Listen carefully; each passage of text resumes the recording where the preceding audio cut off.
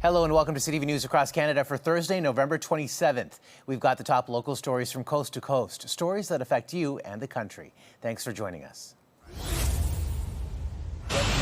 The beleaguered softwood lumber industry was thrown a bone Wednesday by Ottawa. This is an important day for Canada's workers. The Prime Minister announcing supports for both steel and forestry. New measures that include quotas and global tariffs aimed at reducing steel imports. Plus $500 million in new loan guarantees for softwood lumber companies. Loans are only good if I can sell my product and pay for those loans. At 45%, I can't sell my product in the United States. Other steps include cutting rail rates in half for lumber and steel transported across Canada, setting up a forestry task force, and more supports for laid-off workers in all industries. Window dressings, say some in the softwood industry, compared to the impact of steel supports, noting softwood currently faces U.S. tariffs and duties totaling 45%.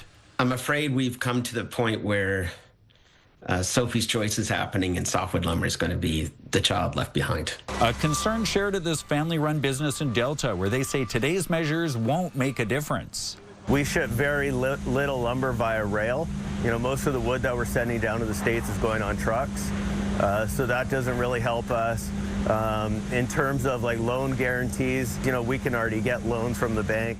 What's needed, he says, is a deal to end the decades-long softwood dispute with the U.S. We're scrambling to find work just to keep our guys going until Christmas. The BC NDP calls the news a good first step while acknowledging more help is needed. The best way to address this challenge right now is for President Trump and Prime Minister Carney to get to the table and strike a deal on softwood. An industry that continues to be hammered and feels increasingly left behind despite Wednesday's announcement. Rob joins us live from Victoria. Rob, what is the BC government saying about today's steel supports? Well, Mijang, we're here by the Christmas tree in the BC legislature on a day when the softwood lumber industry says the announcement was certainly not an early Christmas gift, and making matters worse, rather, they described it as a bit of a lump of coal in the stalking the news about steel, because while reducing imports to Canada will be good for Ontario's steel industry, reducing the competition, it's likely going to make things more expensive here in BC, where we want to build, and infrastructure costs will be increased, bringing that steel from Ontario rather than importing it from places like China. Mijang. Rob Buffum reporting live tonight from Victoria.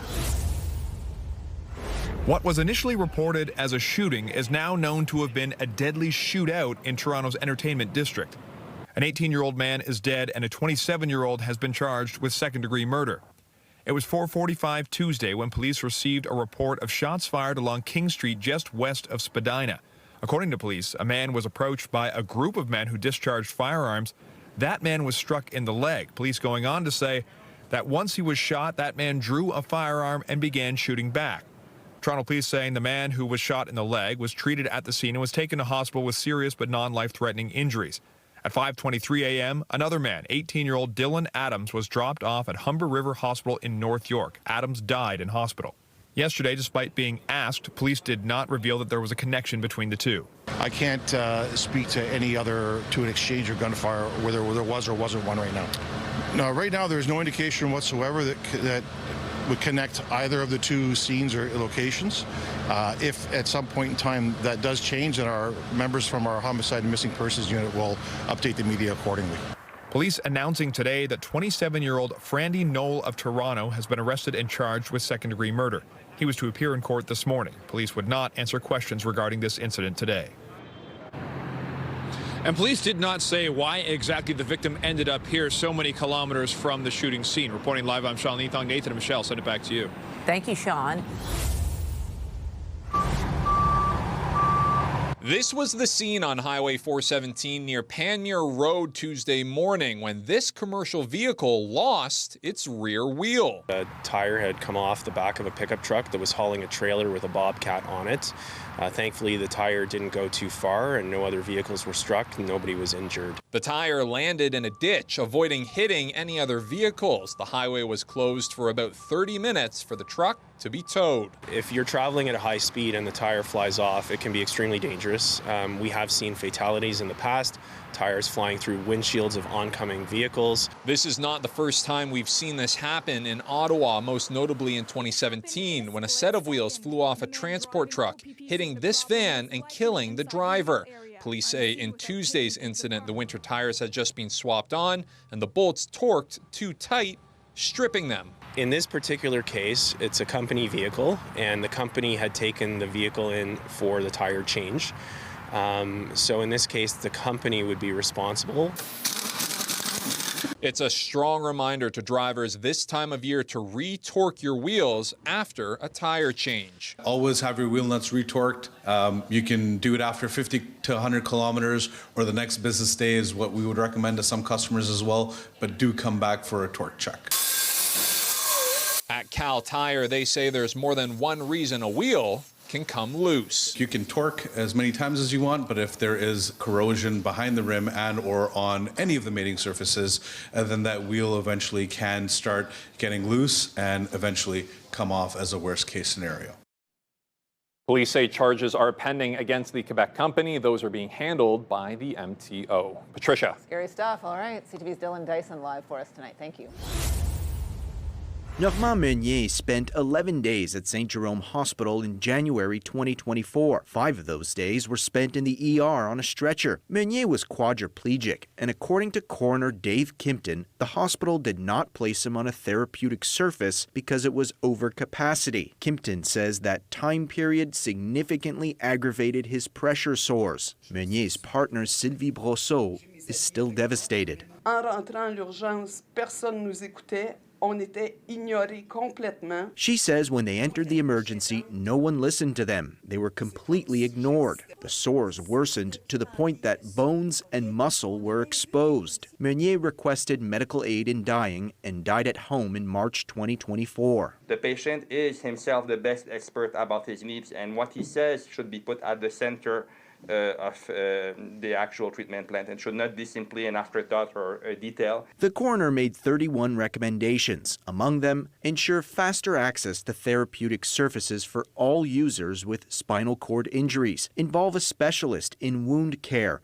from the beginning of care for a patient with a spinal cord injury. Preventing pressure sore doesn't need high level of knowledge. It's a basic nursing practice. In a statement, Quebec's healthcare minister Christian Dubé said, "We take the coroner's findings very seriously. The issues raised call for lasting changes to the organization of care. Several actions have already been taken at the Regional Health Authority. Santé Québec and the Health Ministry will analyze all the recommendations to continue making improvements." The Health Ministry says it has seen the report and says the objective of all this work is to find out what happened, learn lessons, and take action. Lawyer Patrick Martin-Ménard says he is working on a class action lawsuit on behalf of patients who developed bed sores during hospitalization. He says Brosseau also intends to file a lawsuit seeking damages and interests against the hospital, although he hopes they can settle out of court. Pressure wounds have been for a long time truly a blind spot in many environments of care where it seems that the risk is not properly understood. There is certainly a lack of knowledge, a lack of expertise. He says Meunier's death was avoidable, and if proper standards of care had been followed, he says Meunier would still be alive. Matt Grillo, CTV News. An emotional embrace for Ryan Sawyer's family after a judge convicted the man charged of manslaughter and criminal negligence causing death. I would say nobody wins today. We've lost a son. The judge scolded Alexander Levy for his role in the early morning hours of Christmas Eve 2022, saying the former bouncer's chokehold on Ryan Sawyer was overzealous and disproportionate, and that he ramped things up using extreme violence rather than de-escalating. He agreed with the Crown's position that Levy had applied the chokehold, squeezing and pulling back on Sawyer's neck for approximately 2 minutes, not the 10 to 15 seconds Levy testified to, ultimately rejecting his self-defense argument. Justice Chipman canvassed every shred of evidence in this case to come to a conclusion that Mr. Levy was guilty beyond a reasonable doubt. So we think the decision was thorough and well-reasoned. Justice Chipman took exception to much of Levy's testimony, finding his evidence not believable in virtually every critical area, saying his direct testimony came across as over-rehearsed, calling parts of it incredibly contrived and self-serving, adding that he intervened after Sawyer was held by another bouncer and was no longer a threat. He's in a reasonable state of shock, and he's just processing a very difficult moment in his life. Ryan was trying to save his brother. At one point at the door, you could see him reaching and trying to pull Kyle out of it. When Kyle was on the ground, I can't breathe, Ryan was trying to get to him. And he died trying to save his brother. Sentencing is April 24th. Neither side knows what they'll recommend yet, and the defense says it's too early to say if they'll appeal. But Sawyer's family knows they'll keep fighting for government accountability for bar security staff. This could have been prevented. We're going to push forward, and we're not going to stop until the Premier of Nova Scotia recognizes that this needs to be done, and it needs to be done with proper regulation. They need to be regulated. Callum Smith, CTV News, Halifax.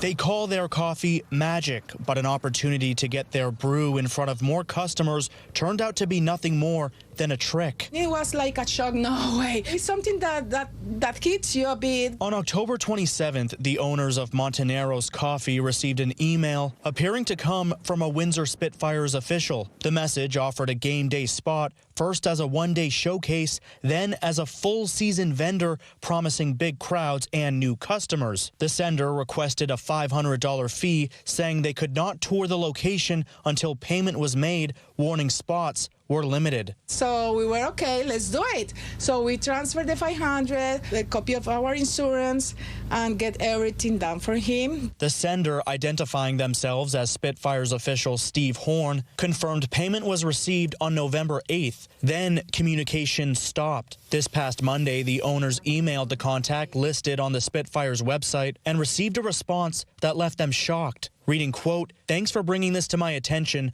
Unfortunately, this was not myself or any member of the Windsor Spitfires that sent out this email."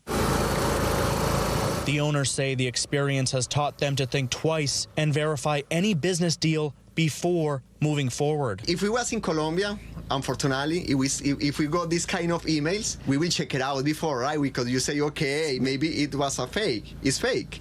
But it's Canada. We believe in people here. In a statement, the Windsor Spitfires say they would never enter a vendor agreement without a prior in-person meeting, and legitimate communication would only come from the team's official email domain. The bank was able to block the involved credit card, preventing any further loss to the local small business. There are too many other ways to have money instead of hurting people. But I feel grateful because it's a way to learn. And the owners of the coffee cart say while they're upset to have been scammed out of $500, they're more so disappointed in the principle of all of this, that someone could stoop so low. Going forward, they say they hope others learn from their mistake so other business owners do not fall for a similar scam. Stephanie. Incredibly frustrating. Sanjay Mauro, thank you for this tonight. The listing calls it an extremely rare opportunity, a corner lot in the heart of downtown, close to the new LRT. For the last 7 years, downtown advocates like Cheryl Watson have described it a different way. Such a wreckage site. The Bank of Montreal building on this site was demolished in 2018.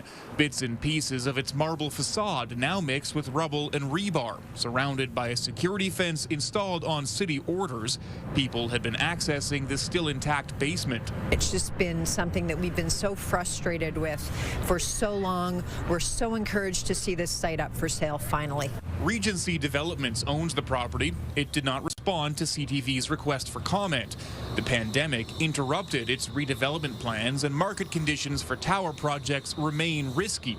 Still, downtown councillor Ann Stevenson says that's no excuse for the lot to look like this. I certainly don't feel that every effort was made to make that site as tidy and attractive as possible. Stevenson is happy to see the for sale signs too. She's in touch with the realtor, hoping the city can work with any new owner to make better use of the property while it waits for redevelopment. Recognizing that any sort of tower project project would be years in the making. Even in the best of conditions, it does just take time to line all those pieces up. The Downtown Revitalization Coalition is also eager to connect with the next owner. This location really is a demonstration of the economic vitality and community of our downtown, and so we're just so excited and would love to work together with the future owner to daydream together. The property is listed for $6 million.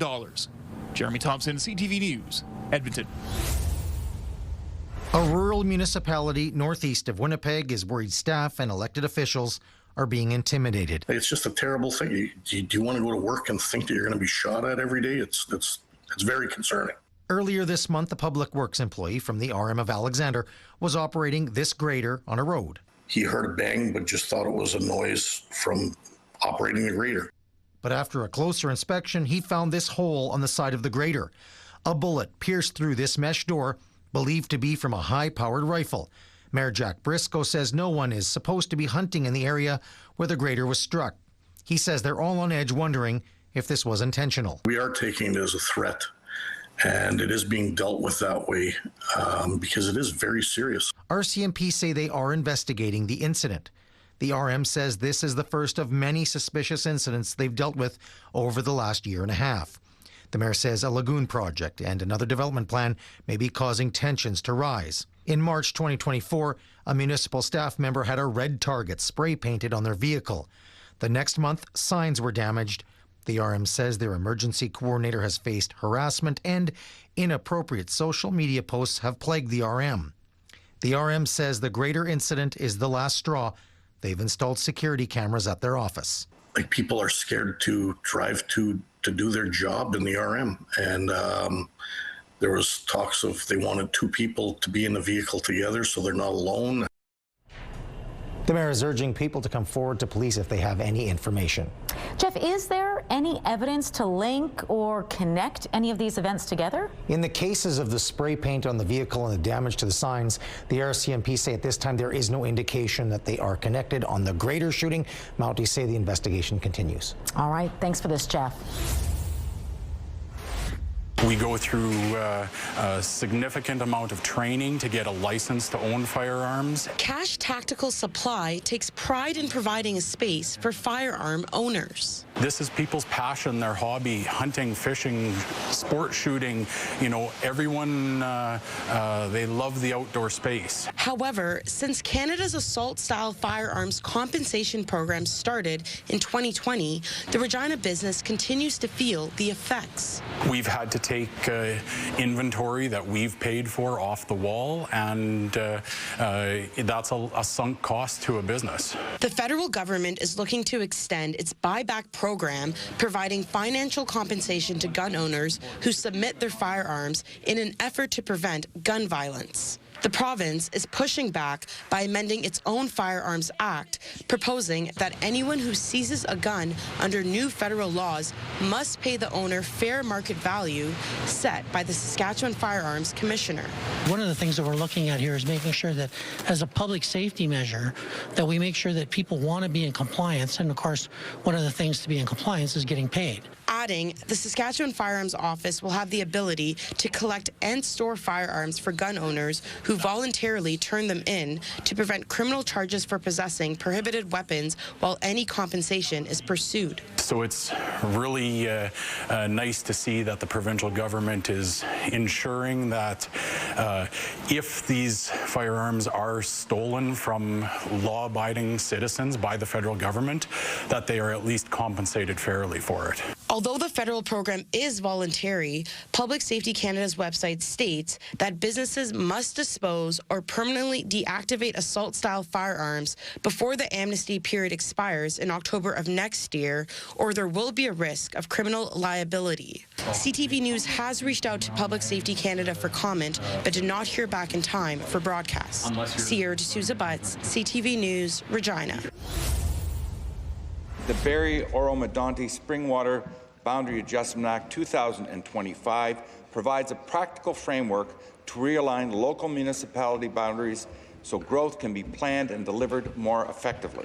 If passed, the legislation would transfer lands from the townships of Oro-Medonte and Springwater into the city of Barrie to support long-term housing, employment, and infrastructure growth. something that Barrie Mayor Alex Nuttall said was a key point during the last election. We wouldn't let artificial lines on a map determine whether people have jobs in Barrie or not.